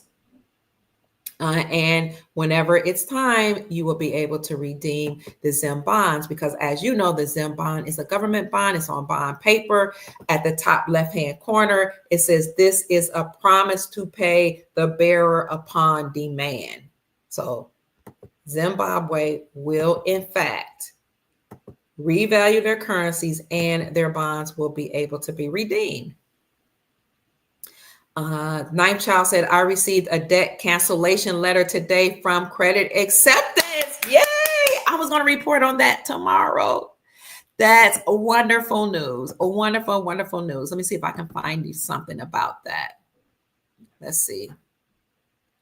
Congratulations. Let's see. Debt collectors were put on notice. Let me see if I can find the article. They were put on notice, but let me show you the FTC debt collectors list. Oh, here it is. Here is a post that was on Twitter here that said that debt collectors were put on notice. Thank you for bringing that up. Let me see. I don't know if you follow this person here by the name of Whiplash on X, and he has a Telegram page, but he says debt collectors were put on notice. FTC banned the collectors, banned debt collectors. And I have a list. The Federal Trade Commission banned debt collectors. Let me see if I can find that list though. Thank you again, Knife Child. Knife Child says, I received a debt cancellation letter from Credit Acceptance. That's a part of Nasara, the elimination of debt. And I do have podcasts on Nasara, what those tenets are and how cancellation of debts is one of the tenets. Let me see if I had an article. Let me see. What is this here? Yep, ban debt collectors. I do have a list. I'll cover this in detail on tomorrow. Thank you again, Knife Child. Here is a list, and I'll put this in the description section for you all. Y'all know how I do. I support my claims, and I give you the information. If this information has been good, if you've enjoyed the podcast, like the video, subscribe to the channel. If you want to support my work, feel free to send a cash app at $MamaKia13, $MAMAKIA 13. Look at this. Ban debt collectors. The companies and people listed below are banned by federal court orders from participating in the business of debt collection. You can click view case for information about the lawsuit that resulted in this ban. I'll go over the lawsuit tomorrow, including press releases and links to legal complaints. Click view order in order to see federal court orders that permanently prohibits the person and or companies from participating in debt collection. Yes, President Trump is on a roll. Here is a list: individuals and companies. You can view the cases and the orders. 4-Star Resolution, CP LLC, CP Management Corporations, 10D Holdings Incorporated, Absolute Financial Services, Absolute Financial Service Recovery, Advanced Mediation Group, AFSR Global Logistics, Alliance Law Group, American Check Processing, Inc., American Credit Adjusters LLC, American Credit Crunchers, American Mutual Holdings, Andre Keith Sanders, Andrew Chevelle, Angela Burdoff, Angela Trippett, Ankh Ali, Anthony Capola, Army WNY, Apex National Services LLC, Ashton Assets, Ashton Capital, Audubon Financial, Aziza Ali, BAM Financial, Barry Sussman, and it goes on, all the B's, all the C's. It goes in alphabetical order, family. These companies are banned and prohibited from collecting on debts. Isn't this amazing? I was going to wait till tomorrow to showcase that. We'll go into deep detail tomorrow, family, and you will see how we are indeed in the golden era, and we have entered NASARA and JASARA, the National Economic Security Reformation Act, and the global version of that, the Global Economic Reformation and Security Act. Ella says, thank you for keeping us informed. It is my great pleasure. Our moderator, Love Being Nubian, says, Doc, please let us know when we can trade the Iraqi dinar and the Vietnamese dong on the next video. Absolutely. Now, I don't have a date per se because no reporters, no independent journals have high enough clearance to know dates. So people should not be giving exact dates, but I can tell you how to look for certain cues because this is event driven. You know that before we exchange currencies, you have to have a critical mass number of deep state operatives taken down and decimated. They have to be sent to Guantanamo Bay and judged, because if we exchanged before we obliterated the deep state or got enough people out, then these people will steal our money and re-empower themselves. Luckily or fortunately, we have the quantum financial system in place. So now with the quantum financial system, everybody has a quantum financial system account already. The banks are already compliant and they have moved from the SWIFT system. It's not completely done, but it's in the works, to the quantum financial system. Everything will be monitored, and it's sensory.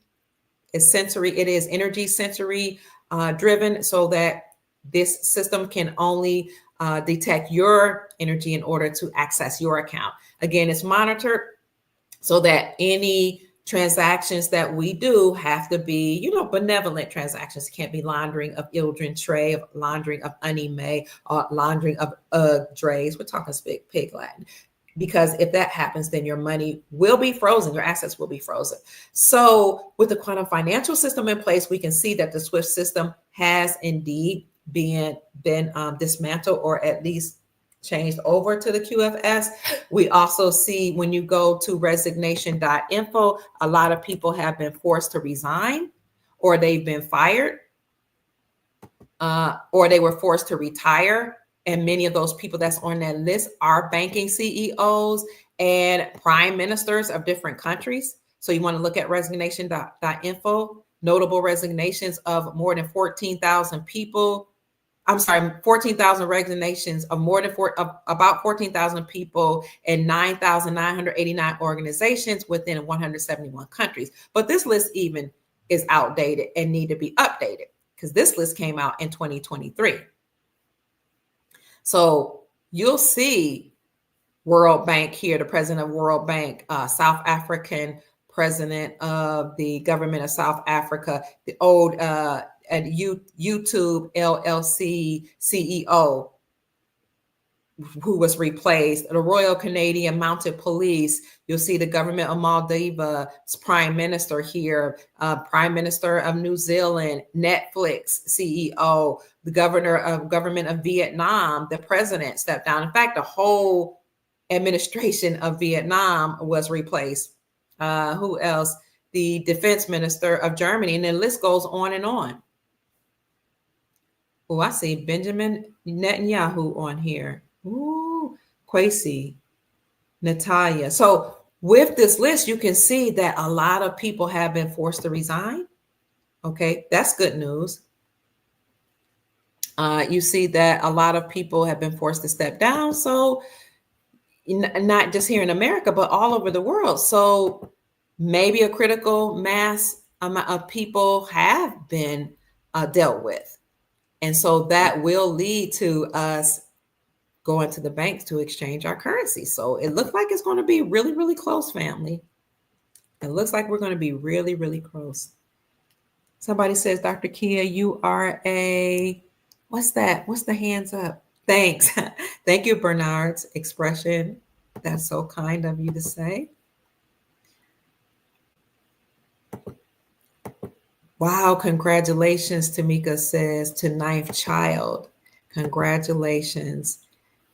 That's nothing but favor from our creator. And the rest of you will receive some type of notification too that your debts have been canceled.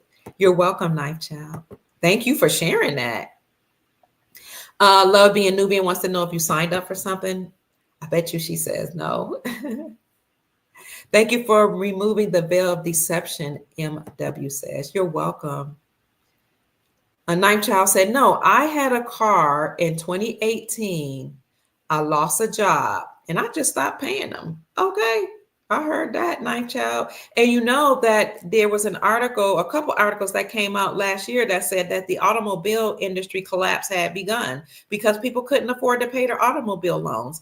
So they had to cancel them. They had to write, these lenders had to write off the debt. And then when these lenders would try to send out people to repossess the cars, they realized they didn't have enough workers to repossess the cars. So they just put out a notice that the automobile collapse had begun. Melissa said, I just stopped paying too. Thank you all for supporting our wonderful Dr. Kia family. We appreciate you. Thank you, Love Being Nubian. I love you so much. Sheila wants to know, do we know any information about the Vietnamese dong revaluing? What I was told is that all of the currencies would actually revalue at the same time. So a lot of them are revaluing or being reinstated back to their lawful value. And we know this is happening because all the countries have repatriated their gold back from the Vatican. Countries have stated that they're mining gold. They are working with each other, forming alliances, whether they join the BRICS coalition, Brazil, Russia, India, China, South Africa coalition, or the Shanghai Corporation. Many of the different countries have formed alliances and allegiances with one another to stop trading with the United States dollar in order to destroy the central banking system. And they've decided to use gold for trade and use their own local currencies. That's something that Vladimir Putin, the Russian president, actually initiated after he went to Ukraine and exposed all of the laundering that was going on there in order to bring Ukraine back under the auspices of the Soviet Union. Exposing that upset number 46. Number 46 put sanctions on Vladimir Putin, and he clapped back by saying, I'm not afraid of you. I'll just use my own currency. I don't need the dollar. I don't need your sanctions. I'll use my own Russian ruble for exchanges and to do trade. And that's why the Russian ruble in 2022 was the strongest performing currency in the world. And then he inspired the Brazil, Russia, India, China, South Africa coalition, because he's from Russia. You see Russia and BRICS to do the same, to stop trading with the dollar and first use the Russian ruble. And then he said, hey, I do you one better. Use your own local currencies for trade. So with all that happening with the Brazil, Russia, India, China, South Africa coalition and the Shanghai Corporation agreeing to use their own global currencies backed by gold, we can see that they all are ready to revalue their currencies or reinstate their currencies back to its normal lawful level. So this is why I've been told that all the currencies will actually revalue at the same time, because it's happening right now. We see a global currency reset happening. At the end of every empire, they print up as much money as they can. They rack up the debt. They buy themselves resources, okay, and then they destroy that unsustainable financial system, and they go back to a sound monetary system, namely the gold standard. That's what's happening here. That's why Janet Yellen said we've reached the debt ceiling. She did it under Biden. She did it right as Trump was taking office again as the 47th president of the United States and CEO of the United States and commander-in-chief for his second term. We got to do something quickly. We've reached the debt ceiling. We have to take extraordinary measures because they had printed so much money, racked up a lot of debt, bought themselves a lot of resources and assets, and now they have to crash the system and move towards the gold standard. It happens at the end of every empire. That's called the crack up boom. Also, at the end of many empires, you saw the gold to silver ratio be 3-1. And I learned that from someone who is actually an economist and in the gold space. This gentleman just happened to call me and ask me if I wanted to buy gold from their company. It was a big company, a well-renowned, world-renowned company. I don't even know how they got my name and number. I don't know. Maybe I subscribed or somebody put my name. I don't know. But he called me and we had a long discussion. He shared his credentials. Of course, I verified those credentials. And he said the gold to silver ratio should be 3-1. Now, when you follow Big Swear on the Road to Ruta, ROADTOROOTA, you follow him and go to roadtoruta.com or follow his YouTube channel, he'll tell you that the Federal Reserve has always known that at some point they would go back to the gold standard. You got to read his works on the Road to Ruta website, and he talks about in this colored book that was put out by the Federal Reserve called Wishes and Rainbows, how they talked about the government and the Federal Reserve central banking system using the United States dollar in a debt enslavement banking system to enslave the people using loans and so-called credit, all this, how they were accessing our birth certificate, how they were using that, but they knew it was unsustainable, but that there would be a benevolent faction of the Federal Reserve that will actually decimate the Federal Reserve and return us to the gold standard. Follow Road to Ruta. And he tells you that the gold to silver ratio in biblical times was 3-1. That coincides with what this economist from this precious metals company said to me. I can't remember the name of that precious metals company. That the gold to silver ratio is 3-1. Right now, it's like 85-1, meaning it takes about 85 ounces of silver to buy 1 ounce of gold. But they're saying it should be 3-1. And Bix Wheeler said, I'll do you one better. If you really consider how important silver is and how silver will outperform gold and how silver is used for industrial purposes, how silver will be used for solar panels, how it had been used in electric cars and regular cars, how silver is used in computers, cell phones, cars, appliances, stoves, refrigerators, microwave ovens, washing machines, dryers. Bix Weir says, take into account for all that and how silver is actually a byproduct of other precious metals, silver should be 1-1 to gold. And he believes silver will be 1-1 to gold. So when people ask me, what should I invest in, gold or silver? I say, I'm not a financial advisor, but if you have a lot of money or if you want to roll your retirement accounts into something, maybe gold, because you have a lot of money, you want to store it in gold. But you might also consider silver because silver is less than gold right now. And silver, again, is undervalued. Silver will be used for a plethora of things. We even have silver receptors in our brain. People take colloidal silver and colloidal gold. But silver will, according to many experts, at least go to 3-1 in the gold to silver ratio, meaning it will only take 3 ounces of silver to buy 1 ounce of gold. But in a good world or a utopia, gold and silver will be 1-1 with each other. So if you have money, like I said, if you have a lot of money and you want to pass down that wealth, that you have in retirement accounts, or big large sums of money, you want to put it in gold, because gold is something that you can transfer to your posterity or future generations. Go for it. If you want to put some of that in silver, go for it. Because the prices right now, they're looking pretty good. They're holding steady, but the gold price actually hit a new all-time high yesterday. It was at about $2,890, I think, and now it's $2,867 per ounce, and silver is $32.28 per ounce. So it has gone down just a little bit. So the prices are holding steady, but many economists say it's going to keep going up until we have a correction.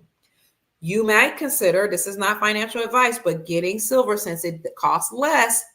And then when the gold to silver ratio changes and that gap closes, because it's like 85 to 1, 85 ounces of silver can buy 1 ounce of gold. But when it closes to 30 to 1 even, you can then take that silver and buy gold. Or when it closes to 3 to 1 or 1 to 1, you can take that silver. When it's 1, to 1, you can buy gold.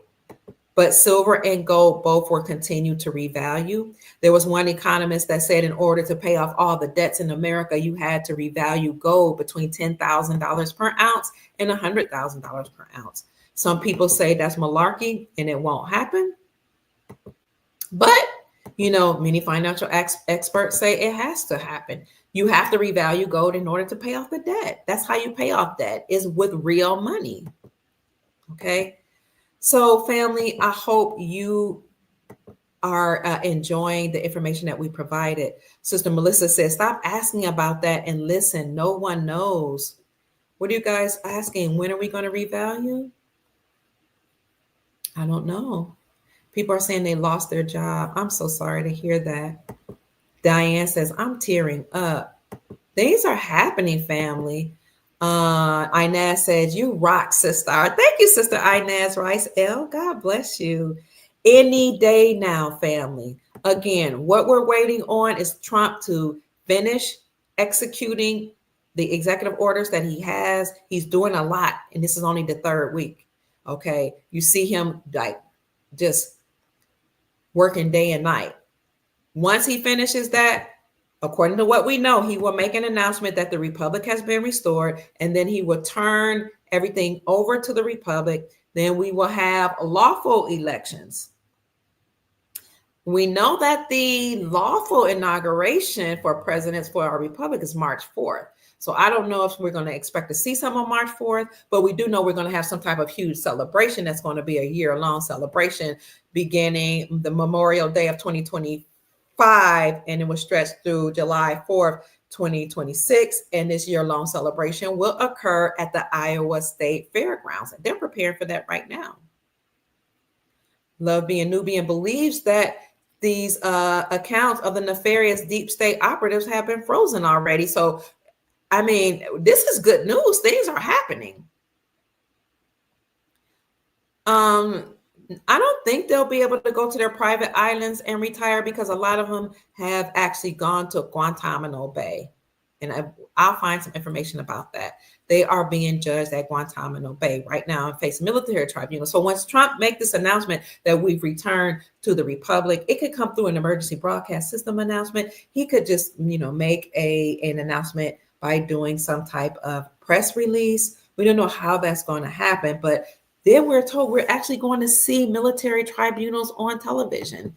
But once the deep state, enough of them have been dealt with, then we will turn to a republic. And at the same time, Nasara money will be issued out into the mainstream, and we will exchange our currencies. This is a blessing, and it seems like we are extremely, extremely close. And I feel like Infinite Awareness, I hear Infinite Awareness says, I'm living in poverty, fighting unemployment for my measly $300 a week. They've been holding back for a full year. Oh my God. A lot of people are living that reality. So as much as you can, family, try your best to Stay at a high vibrational frequency. I know it's hard. Maybe we can take walks by the beach. And I don't mean to belittle any of this, or make it seem like so simple. Eat high vibrational foods. That's living fruits and vegetables that are not cooked to death or cooked, period. Drink fruit smoothies, fruit juices, because that literally raises your vibrations and it cleanses your cells, and you can actually see your cells jump in excitement. It also increases your libido. So be mindful if you're celibate that your libido will start jumping if you keep eating a lot of raw fruits and vegetables. I am a witness. I'm on that diet right now. But your skin will clear up. You'll feel better. Drink as much water as possible. It will cleanse your cells. I'm not a doctor, but for those of you who believe in fasting or abstaining for food for a period of time, that cleanses your cells and also makes your body get rid of those cells that are not good and are not working in your favor. And many people have been able to address a lot of illnesses through eating raw, living vegetables and fruits, and by abstaining from food, like maybe going on a fast where they only drink water. So this is all I have to say for now, family. I hope you have enjoyed the podcast. Remember that the scripture says that the wealth of the wicked is laid up for the righteous. And it also says the meek shall inherit the earth. Somebody wants to know, is it a good idea to buy a house now? I'm not at liberty to advise you, but if you were my family member, what I would say is if you need a place to live right now, then do what you must do. If you can hold out, maybe move with family or just wait a little bit longer, know that the housing market is correcting, that there are houses being dumped onto the market because BlackRock, State Street, and all these mainstream Zillow, big companies that bought up. I know it's becoming so hard. I'm sorry, love being new. That bought up a lot of land, farmland, and real estate. They're dumping their real estate back onto the market. Also, Evergrande, the largest real estate agency or company owned by China, filed for bankruptcy here in America. God's girl said, yeah, go ahead and buy that house now if you need it. So when they filed for bankruptcy, they were forced to liquidate. A lot of the houses are being dumped on the market, but you will continue to see a downward spiral. You will continue to see more houses, more real estate, more land, more farmland, more apartment complexes, more corporate buildings that are now empty because a lot of their CEOs have been arrested and dealt with, or a lot of their CEOs, look at that forced resignation list info, resignation.info. They've been forced to retire or step down. Some of them been unalive. With all of this going on in the world and President Trump, having military tribunals, which we were able to see some of them in 2018 through cvine.com. It was c-vine.com. Everybody didn't know about it, but some of us actually saw military tribunals, okay? With all of this happening, you continue to see real estate being dumped on the housing dumped on the market, housing prices coming down. That, along with us returning to the gold standard, will mean you'll have more buying power. We're going to return to 1971 prices before we came off the gold standard. So the prices will be lower. You'll have more buying power. So let's say your house costs $500,000 now. It may cost, let's just give a number like a couple hundred, maybe like $100,000 or $10,000. Whatever, because with the gold standard, your money will stretch. Your money will stretch, you have more buying power, and the prices will come down to pre-1971 times. So all of this is happening, as well as immigrants and illegal, unlawful immigrants and migrants being here, absorbing the resources. Now that with them being deported, there's being more money. Also with the sovereign wealth fund that Trump created, we're just going to have so much money here in America. Okay. And so many opportunities. But right now you can buy depreciated assets. And this is how people during the Depression became rich. They just bought depreciated assets and they waited. And then when the crash happened, they were able to make good on those depreciated assets. I did a podcast on that, by the way. What are some depreciated assets right now? The real estate market, as houses are being dumped on the market, foreign currencies, because those countries' currencies that were devalued through sanctions or war now have a lower rate on them, so you can buy those currencies and then wait to those countries, have made an announcement that they have repatriated the gold back to them, which we already saw that happening, or that they've returned to the gold standard, which you see many of them already talking about that. When after that, all that happens, they will reinstate their currencies back to their pre-sanction and pre-war rates. Those of you that bought those depreciated currencies from Vietnam, Iraq, Venezuela, Indonesia, India, Zimbabwe, name the countries. Those of you that hold those currencies, you can then go get a new exchange rate once those currencies rates have been reinstated, okay? And you will become wealthy. If you can't afford that, look at digital coins or digital assets that you can get into that are just a few cents and hold on for dear life. Okay, look at gold RM notes or gold backs. Google gold online companies like SD Bullion, JM Bullion, Great American Coin Country, Gold Silver Bullion, APMEX, APMEX, all types of gold online currency companies that sell gold RM notes, which is 0.999 real gold, real 24 karat gold, and some real 14 karat gold pressed onto a note. Those are considered legal tender. Merchants recognize gold and silver as money, okay?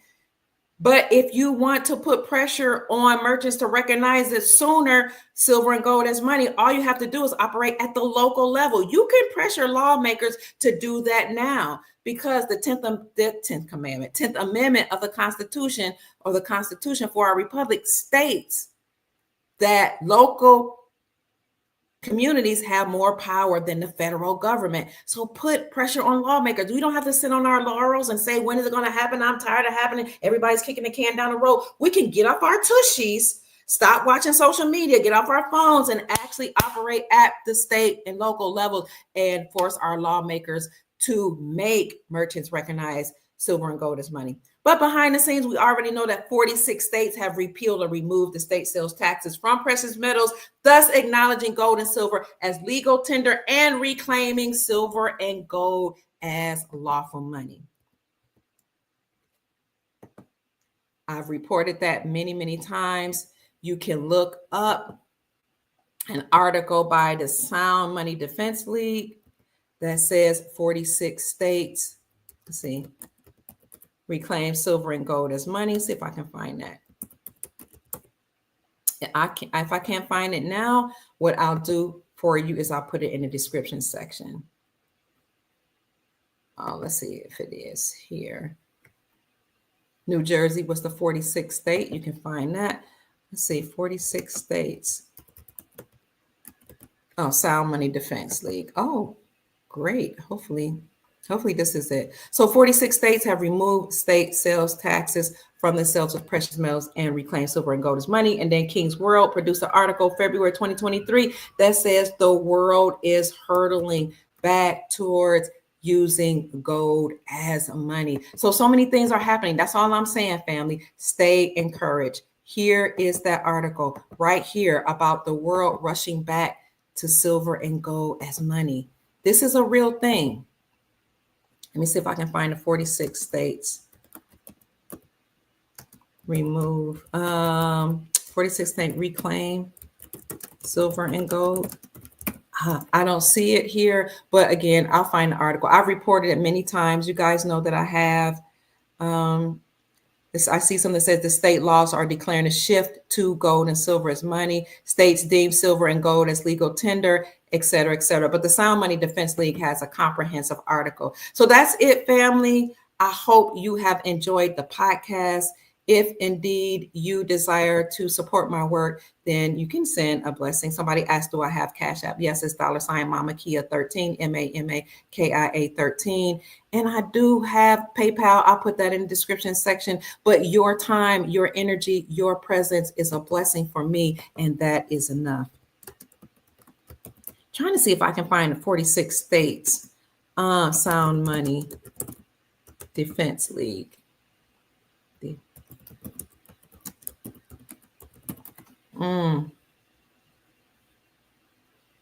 States restoring silver and gold as money. I'll show you that article right quick, and I will put it in the chat for you.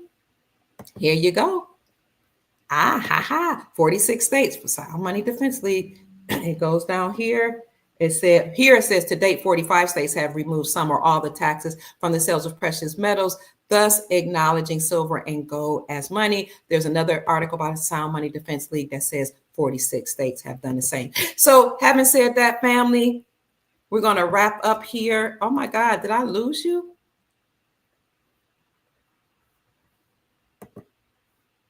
Oh my gosh, I lost you. I'm so sorry. It looks like I lost you. Family, I apologize. My name is Kia Pruitt. I see we have an echo. I trust that I said something to raise your vibrations. I hope I said something to raise your vibrations and inspire you to create the most amazing, magnificent life that you desire and deserve. Good night, family. Go and make this a great evening. I'll talk to you tomorrow. Peace.